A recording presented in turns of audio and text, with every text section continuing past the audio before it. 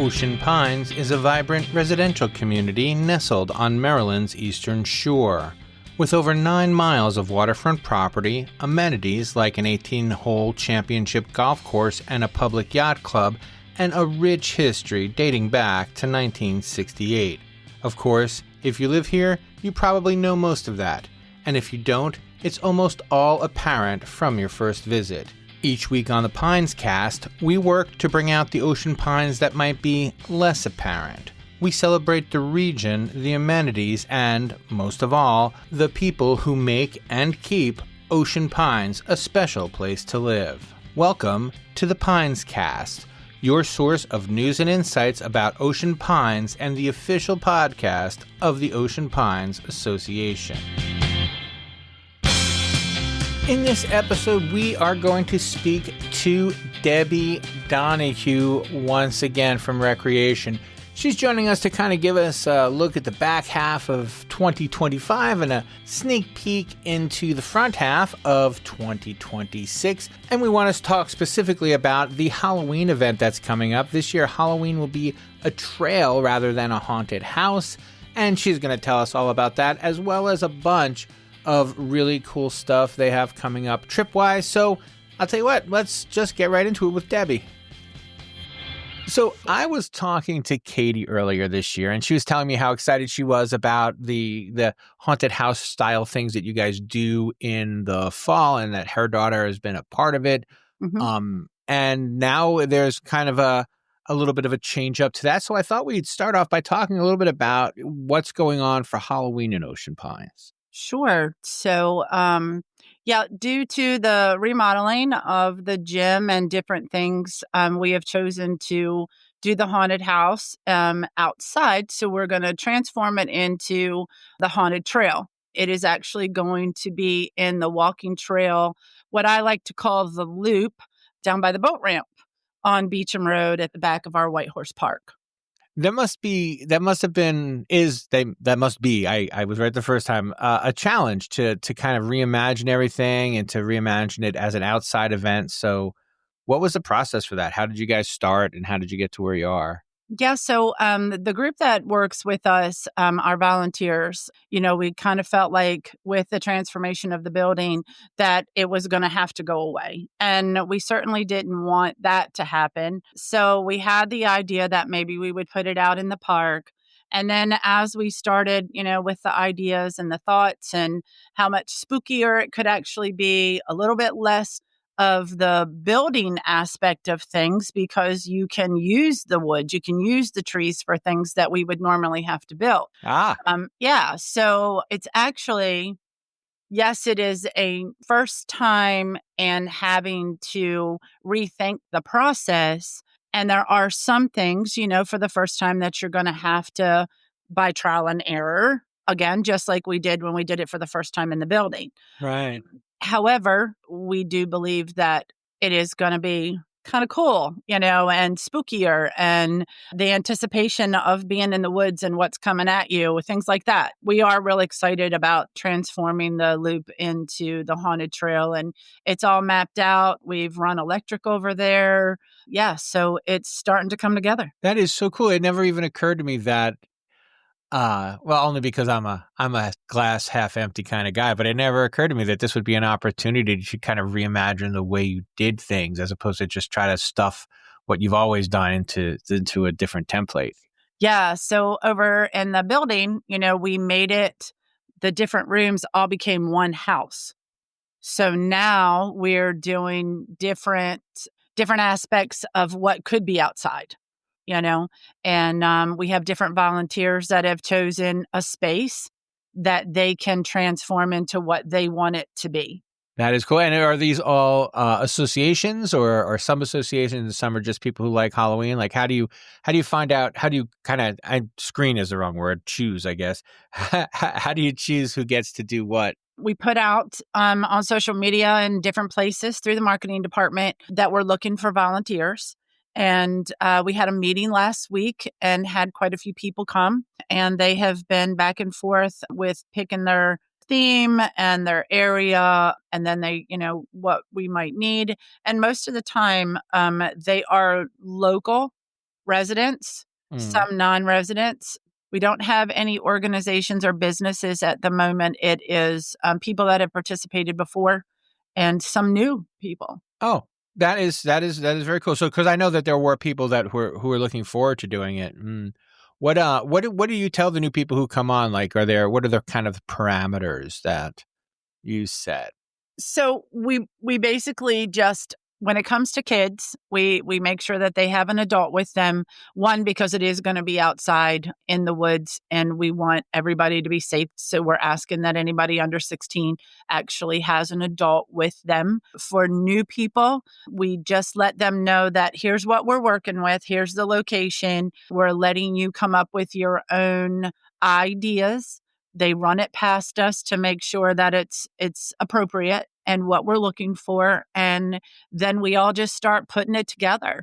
It works out to where we have people that volunteer just to help build and tear down, and we have people that want to be characters. Oh, and so they're just like, I don't care what I am as long as I am something, and like they get assignments. Is it like being cast as like the Wolfman or whatever? Yeah, they can. We tell them, kind of like, here's some ideas, here's some costumes that we already have. If you choose to be this, we have all of these different things that we work with. You can choose that, or you can choose to bring in your own. Oh, that's cool. So you've collected costumes over the year. You have like a costume room for this kind of thing. Well, box, Yes, I guess. yes, hmm yeah. We have masks, things of that nature. So when someone comes and wants to like be a guide, are there guides? Are you still looking for guides? Do you already have guides? Is that part of the deal? You can sign up to be a character or a guide or to build a house. Is that?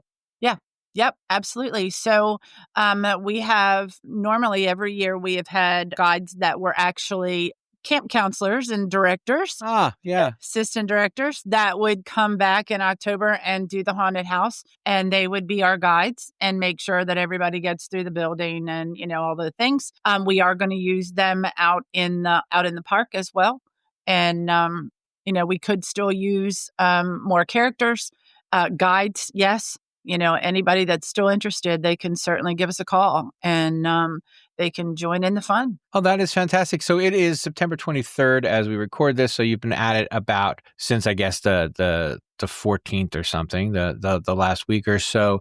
When is the first night of is it just on Halloween? Is it a couple nights that you do this? How long is this going to run and from what dates? So this year we're doing 2 additional days. So we're doing October 17 and 18 and 24 and 25, not to take anything away from the younger kids trick or treating or anything like that. So we do ours early. Again, adding 2 additional days this year since we're outside and it's not closing down the building like it has done in the past. Right. We added 2 more days. And so this is kind of the kickoff for what's going to be a pretty busy fall and into winter season. So I'm sorry. So one last time, real quick, if anybody wants to still be a character, they just reach out to you directly or to. Yeah, they can. There's actually a Facebook page for the Ocean Pines Haunted House volunteers Okay. that they can go to. They can call the recreation department or they can shoot me an email and we can coordinate time to talk with them and get some information on what they would like to do. Like I said, some want to be characters, some want to just help set things up. I will take all the volunteer help that we can get. Yeah, especially since it's 2 weeks, because that's tough to have, to give up 2 weekends in a row in October. I Right. can imagine. But people must be excited about it. Yeah. The idea of being able to go do this. Yeah. We get a lot of people that, they're fine with it being 4 days. And so I'm sorry, I interrupted you. I asked you a question and then I interrupted my own question to ask you a different question. But so what are some of the other things you have coming up in the next couple weeks? So, obviously we have our fall festival that's coming up the same weekend, one of the same weekends. I think it's the 25th. And that kind of does start our fall going into the winter. Then it'll turn around and be, Thanksgiving before we know it. And that turns into our tree lighting event.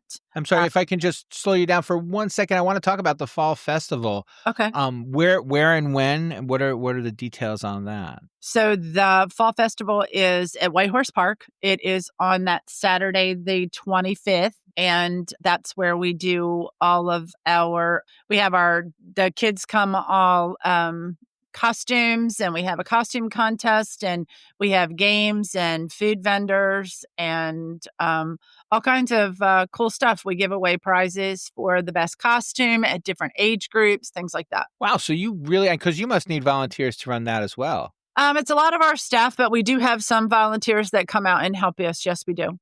Oh, that's cool. So, but it's something that the staff does. One of the things that we've been talking about on recent episodes is how staff forward Ocean Pines is trying to be in letting the professionals do their jobs. So that's cool that the staff goes and puts that together. And how's that? I guess that's coming along at the same rate. That's in good shape.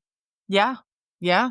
We Katie is in charge of that event, and she's got it pretty down, and she finds new ways to add things to it each year. So she's ready. Fantastic. And of course, you mentioned before we were on the air, but I'll bring it up now. You have some bus trips coming up. Yeah, so we are looking for Medieval Times in Annapolis. We have 2 CAPS games that are coming up January and March. We have a new event that we're going to do. As I mentioned, it's a new murder mystery that we're going to do in February. Let's talk about that a little bit. So how did you guys decide that you wanted to do that? Because it's a dinner too, Yeah, mystery dinner. It is. So how did that come up? What was the thinking behind that? So something that I had wanted to do a couple of years, and it didn't quite work its way to the front of the page, if you will. Right. And I happened to speak to Carrie at Touch of Italy and decided that, I think this is something that we can do together. So they are going to do the buffet, and we are going to hire a company that comes to Ocean Pines, and the characters are doing the whole murder mystery throughout the evening. And we'll have dinner and the whole murder mystery in the Acetate Room on February 21st, I think it is. Oh, that's cool. So the week after Valentine's Day, better safe than sorry. Yes. And have you ever? I've not attended one. Have you attended a murder mystery dinner before? I have. We actually years ago, before COVID, we would go to a place called Boiling Springs, Pennsylvania, and it was a 3-day murder mystery type of situation where as soon as you got there, before you ever got off the bus, the party began, and they were in character the entire time at dinners and everything. It was the coolest thing. And so one of the things that I really, really thought was, we can't do that anymore. So maybe we can bring it here. And it's actually called the Murder Mystery Company. And they're going to come, and we'll do the whole fun event within the community center. And is this the same company, or is this just a company that does it? It's a different company along the same lines. Mm-hmm. I guess it's like a traveling dinner theater, but then the dinner theater is murder. Yeah. That's a lot of fun. And we're going to have people dress in character, and then they will pick characters from the audience to be a part of the show as well. That's the other good thing, because then at least you have the chance to, I don't want to encourage sticks in the mud, but I do want to encourage sticks in the mud. So if you're a stick in the mud and you can still go, because you don't have to participate. You can participate. No, you do not have to. You can, even if they ask you, you can certainly say, no, no, thank you. But they do encourage the audience to participate, and we are going to encourage the dress. And the theme is going to be death of a gangster. And so it'll be the theme of the Roaring 20s. Oh, that's cool. That's very, very cool. And I'm really excited about having to plan it. They've already started. My staff has already started with this idea and that idea, and let's get this and let's get that. And this is, so they're very excited about this one. And what's interesting is that they can, like everything you guys do will only enhance what's already going to be a professional production. So like you can't go overboard, I guess is what I'm saying. No, I don't believe you can, because the more you put into it, the better it's going to be. Hey there, listeners. Are you in the Ocean Pines area and looking for a pharmacy that goes above and beyond?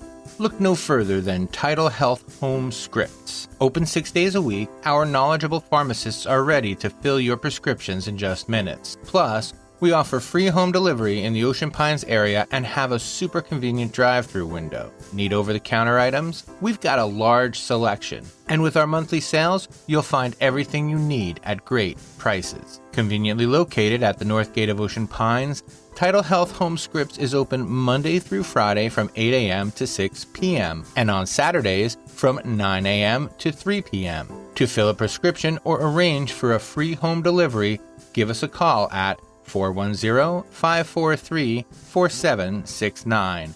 That's 410-543-4769. Remember, that's Tidal Health Home Scripts, your trusted pharmacy partner.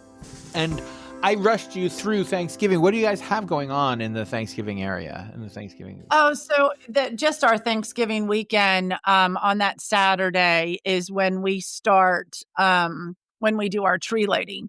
And that's our annual hometown Christmas. That's where we do all of the lighting of the trees, lighting of the big tree under the pavilion, and start our holiday season on that day, that Saturday. And if I recall our own podcast, the Pioneers are big into Christmas, and they'll be doing things for Christmas in the coming weeks, right? From the Craft Club?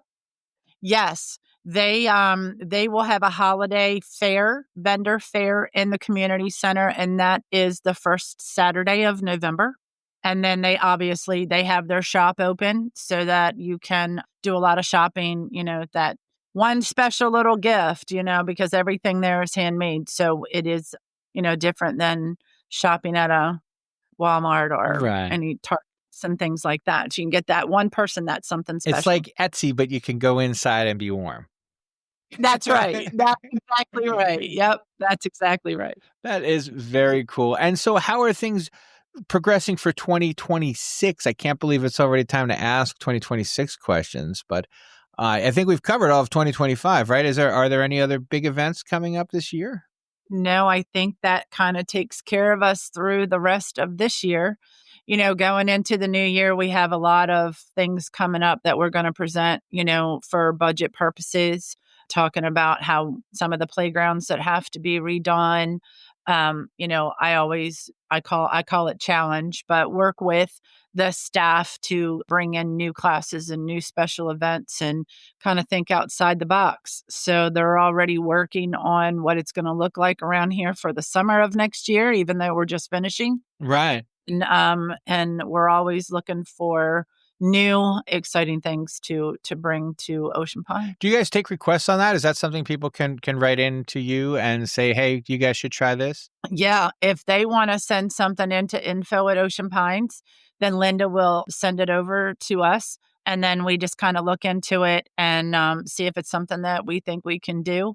I know one of the requests have been to go on a White House tour, and we did that prior to COVID. There's a lot of steps that you have to take to obviously get into the White House, but that is something that's kind of sitting there waiting for some approvals and some more information. Oh, that'll be cool. And are there? And I'm sorry to put you on the spot. You did not come here to talk about this. So if the answer is I don't know, I understand.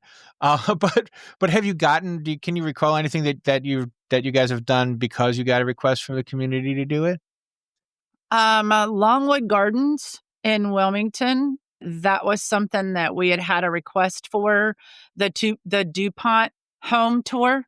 That was also a request, and that was prior to COVID as well.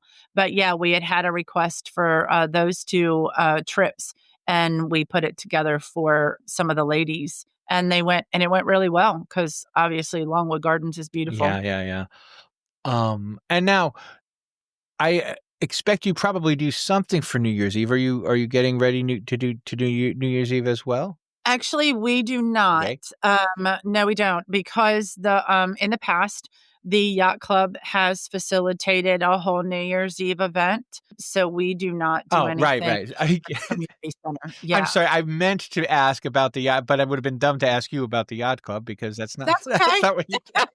I was like, no, the yacht club always does a huge thing on New Year's That's Eve. right. Yes.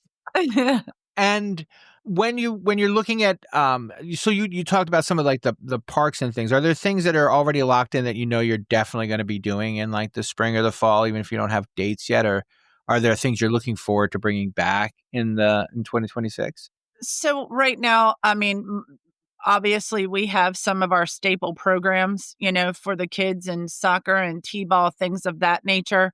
Upgrades to the ball fields and, the soccer field, upgrades to playgrounds, things of that nature. And again, just trying to, ultimate customer service experience with all the different things that we do and trying to bring in some new things. I wanted to ask, you had mentioned there's going to be kind of a redo. How is that going to affect winter sports, if at all? As far as the event, I think it's going to do very well. It is not going to affect the building. Normally, we would close for almost 2 weeks. And so that's not going to affect anything in the building this year, which will help with scheduling for our community organizations, our classes, and things of that nature. So, kind of keeps things moving along. Very cool. And what are the winter sports? What are the deadlines for getting registered? What are some of the winter sports for? Because you have both for adults and for youth Yes. indoors over the winter, right? Yeah, so we have indoor soccer from ages 2 to 8, and that registration will start in December. And that's indoors in the gym for all those age groups. Then we have indoor dodgeball that starts in January. We have men's basketball that starts in March. And then all of the other classes, shape ups, all the different things, line dancing, yoga classes, chair yoga, all of those things, they will continue throughout the year. And the dodgeball, that's adult dodgeball, right? I covered that It when I is. was a reporter. It was a lot of fun to take Uh-huh. photos of that. Mm-hmm. And I guess has the league grown sufficiently that it's still going on? I mean, I must have done that 20 years ago. Oh, yeah. So we end up with about 8 teams, 8 to 10 teams, and a lot of them are returning. Some new ones that'll come and pop in, each year. But for the most part, we have a lot of teams that just keep coming back every year. That's fantastic. And so there are maybe some old rivalries and things like that because it's not it's you don't deal people out. People bring their own teams with them. Correct. Now, we do have some individuals that'll want to play that we can place on teams, but for the most part, they bring their own teams. And I've got to admit, I'm starting to run out of things that I can think of. Is there something that you can think of that I should have asked you about? Is there something I didn't give you a chance to talk about that you thought you're going to be able to talk about? No, I think that's it. I really wanted to kind of put in for the haunted trail and the change and all the events moving forward. Oh, I do want to ask is do you have age limits um for either volunteering or participating in as a guest the Halloween trail? So, if they're under the age of 16, we would prefer that they be characters and have an adult with them while they're participating. Over the age of 16, they can be characters, they can help. We try to see if the students at the schools need government volunteer hours. Right. They can use our haunted trail to be part of those government hours because they have to physically set things up, Mhm. be here for the hours and participate, things of that nature and tear things down. And how about like participants? Like, what kids are too young? Like, should I bring my 3-year-old? Is that cool? Should I not bring my 3-year-old? To participate or Yeah, just to go through? to walk the trail, I guess is what I was. To walk the Yeah. trail? It being the first time, that we're doing it outside, normally, I'll just put it to you this way. Normally, when we were indoors, we always had, radios, and we had a light that the tour guide would carry. And if the first few people saw the light coming through, if they didn't happen to hear the radio, they knew to tone it down so that we didn't scare them too Oh, I bad. see. They That's were really little. ingenious. So we would they knew what they needed to do, and then, we also put it full on, and when you come through there, you came through to get scared. So Right. that's what's going to happen. But we do tone it down for the Oh, littles. that's Yeah. fantastic. So they're welcome then if Yes, absolutely. Yeah. very cool. And then you have some that are really, really scared, and then they go through it the first time and they're like, "Oh, can I go again?" So, it's not that bad. Right. Yeah. No, and that's what it is, that people, even, I guess, let's say 10-year-olds are like, "Oh, I was so afraid of being afraid that I didn't get scared. So let me Right. go through and do the fun scared part I do now it again. instead of the Exactly. intimidated scared part now." Right. Now the scare tactic outside might be a little bit more just because of the whole, you're outside, it's already Right. scary. You bring the You scary know? with you just by being in the Yeah, woods after dark. you're already walking around in the dark. And plus Yep. in October, this is always a strange time of year because of how quickly it goes from being still light at 9 p.m. to being pitch dark at 6 p.m. Right. That's Yes. a sharp curve that it always surprises me. I'm always caught off guard by it. Yes. Yeah, I think the rest of us are too. Excellent. I don't like the 5, 6 o'clock No, darkness. it's especially when you work inside, because you don't get to see the sun. You get to work and it's dark. You leave and it's dark, and that's not pleasant at all. The Pines Cast is an Ocean Pines Association production. It was written and edited by me, Tony Russo, executive producer, Sarah Ash. If you need to know something about Ocean Pines, tell me what it is and I will find out. You can reach me via email. My email address is bytonyrusso@gmail.com. That is bytonyrusso@gmail.com. I'd be happy to hear from you, and even happier to look in what you'd like to see. And we will catch you next time on the Pines Cast.